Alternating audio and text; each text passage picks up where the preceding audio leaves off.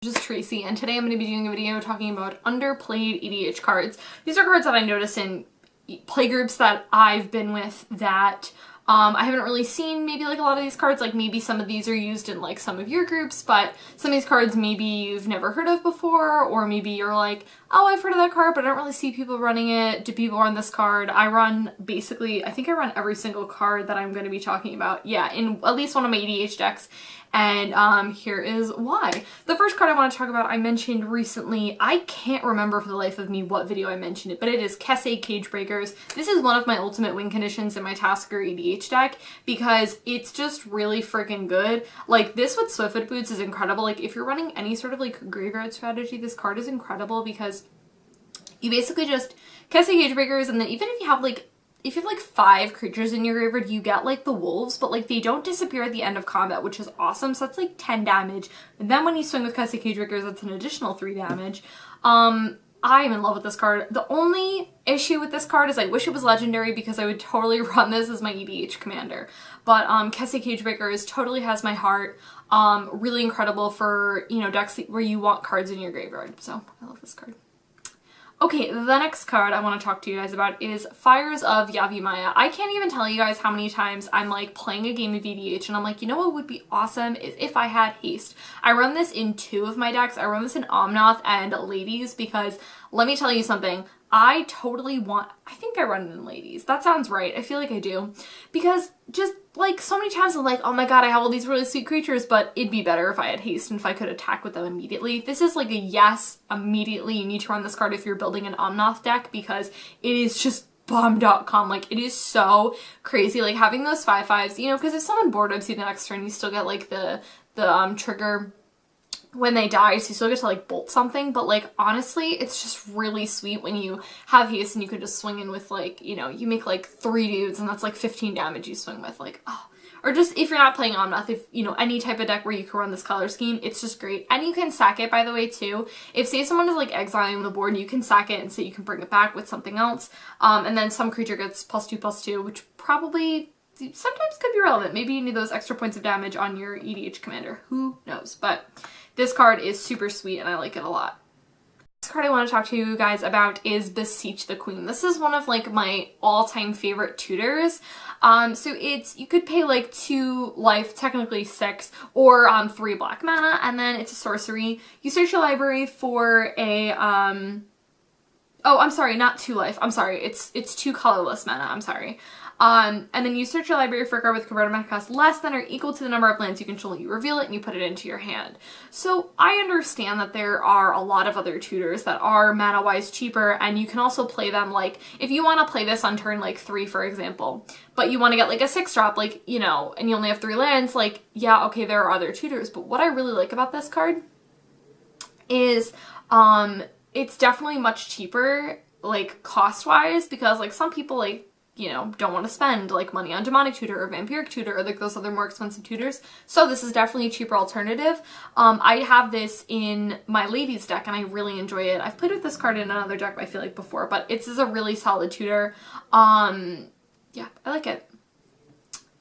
Okay. The next card I want to talk to you guys about is Urza's Incubator. This is really sweet for any sort of tribal themed decks because, you know, you choose a creature type and then creatures of the chosen type cost 2 less to play. I run this in Angels, which is awesome because a lot of Angels tend to be like really expensive, but it's really sweet with this with like in Avacyn because like Avacyn costs like 8, which, you know, depending on how my game is going, can be a lot of mana to get there. But then when it's like Avacyn like costing 6 mana, you're like, oh yes, please, and then all my stuff's indestructible. It's awesome. But yeah, any sort of like tribal themed deck, merfolk, vampires, warriors, humans, like anything. I'm a huge fan of this card.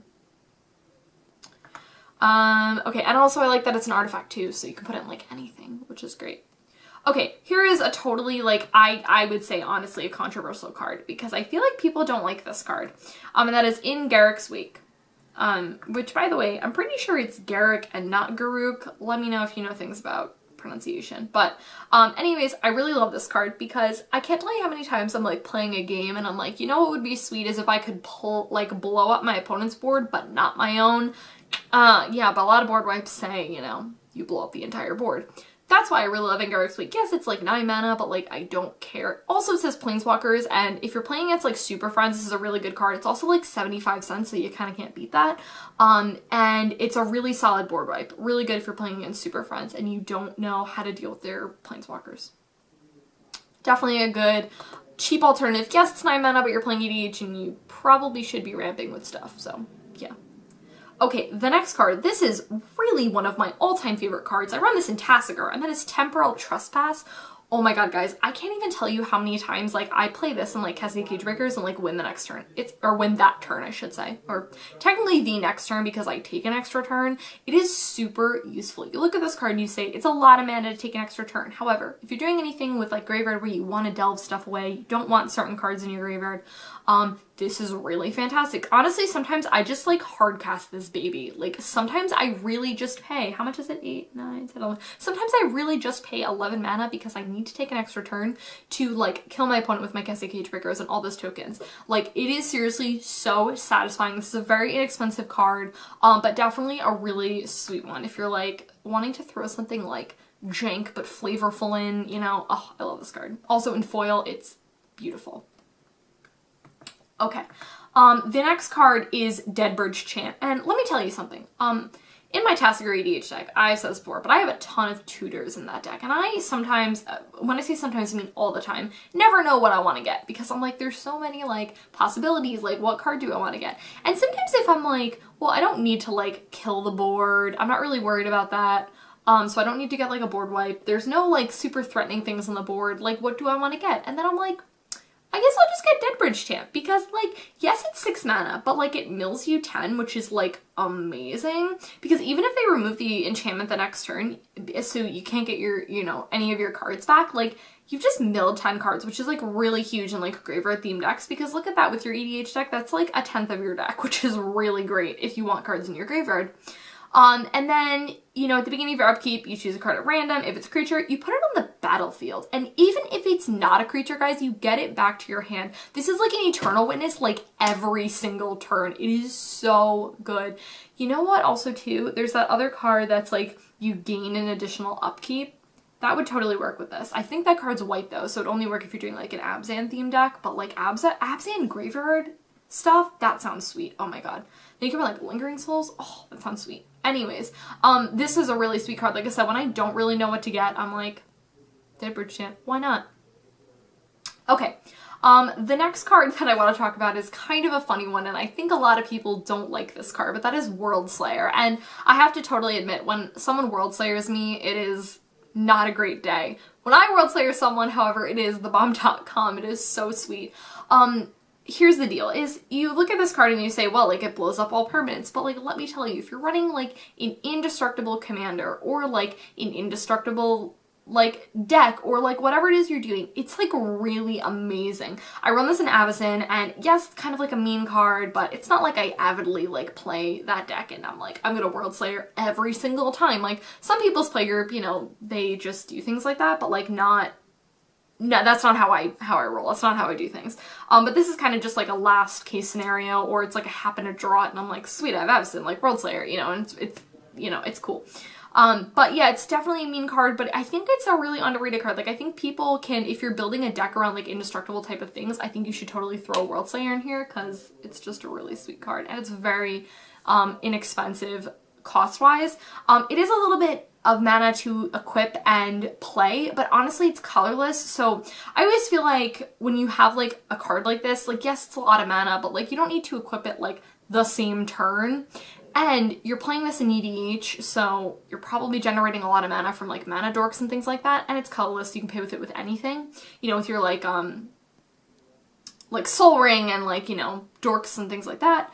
And I was gonna make another point about this, but I can't remember. This card's really sweet though, I like it a lot. Okay, this to me, I feel like is a totally underrated card, and I love this card, and that is Animate Dead. And I remember like when Animate Dead and I first had our lovely little interaction, we went on our first little date, and we had a great time, because then we've been going on dates ever since, because I run this in Tassiger, and it is amazing. I love this card for so many reasons, because By the way, I remember I did the really sweet thing. I was playing like some game and I had someone like milled a card or something like that, and then I took their like Sheldred or like something sweet like that, and this was on like turn 2. It was really freaking amazing. I like what did I do? I like milled them too, and then I drew a card. What is that card called? It's like the 1 blue. I can't think of what that card is, but yeah, I like turn 2 their Sheldred. It was amazing. But anyways, so when you play it, you choose target card, creature card in the graveyard, and you enchant that to Animate Dead. And then when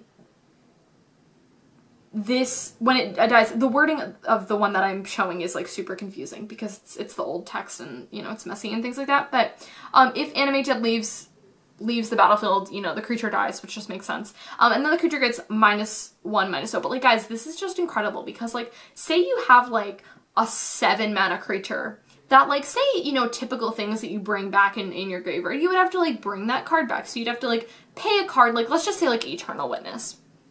You Eternal Witness. So yes, you know, which is still super good. You know, you Eternal Witness and then you get back your 8-drop or whatever. And, you know, you get your Eternal Witness and then you get that card and then you gotta recast that card. And so like you played 3 for Eternal Witness and then you play like 8 for this. But like, this is just like, I'm just enchanting the creature in the graveyard and bringing it to the battlefield for like 2 mana.